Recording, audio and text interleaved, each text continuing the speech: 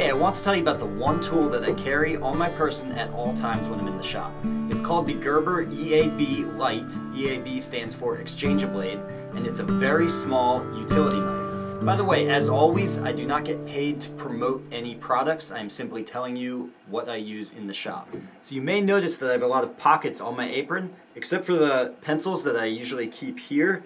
All of these pockets are usually empty, with the exception of my utility knife. And here's why. Anyone who's taken one of my workshops knows that I'm pretty fanatical about creating sanding blocks that are neat and trimmed up without loose sandpaper hanging around the edges. It's one of my pet peeves. In fact, here's a pretty serious tip. If you're the kind of person who just wraps your sandpaper around a flat block and holds it like this, or you stick your sandpaper to a flat block and don't bother to trim up the edges, well, now you know why you have trouble maintaining flat surfaces. Don't be sloppy, trim the excess sandpaper, and the block will do what you want it to do. And so that's why I like the Gerber EAB Lite.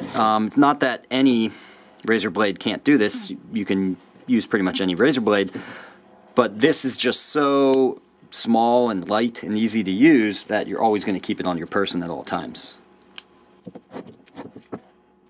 So that's why I like the EAB Lite. It's small enough that I don't mind having it on my person at all times, and therefore it fosters the good habit of trimming the excess when I make a new sanding block. And guys, here's another tip. Don't waste your time with old sandpaper. You're not saving the planet. If I see any kind of wear on the sandpaper at all, it's gone. 120 grit quickly becomes 220 grit on hard tropical woods that are typically used in guitar making, so it behooves you to change that out as much as possible. And as always, I trim up those ends. And that's just another reason to have a tool like this handy. You know, there's a saying amongst builders and woodworkers. It's not really a saying, actually. It's kind of like a self-deprecating joke, but it's something like the right tool for the job is the one that's within reach. And it's funny because sometimes it's true. Even for a really disciplined craftsman, you know the right tool is across the room.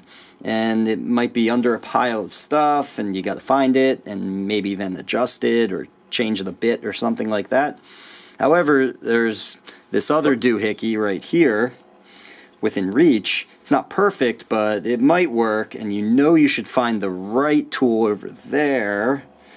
But this is right here, so I'm going to use this.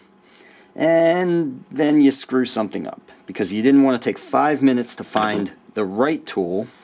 Anyway, if you look at the little things that you do all the time in the shop, like replacing sandpaper, and you set yourself up so the right tool for that operation is always right there within reach. For me, it's in my apron.